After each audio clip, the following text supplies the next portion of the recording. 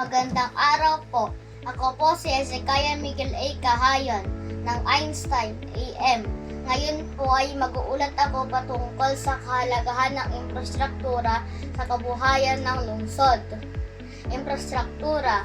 Ito ay tumutukoy sa teknikal na mga istruktura na sumusuporta sa isang lungsod, tulad ng mga kalsada, tulay, supply ng tubig, drainage, gusaling pamahalaan, telekomunikasyon, at iba pa.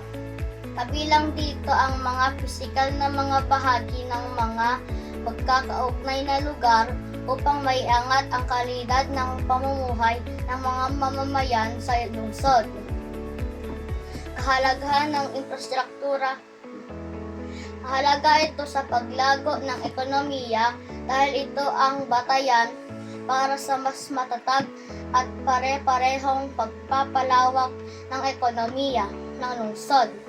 Halimbawa ng telekomunikasyon.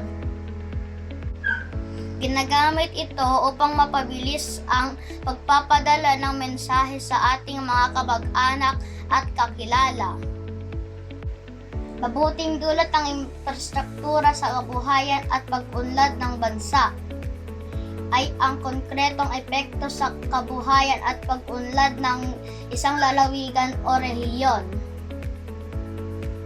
Salamat po.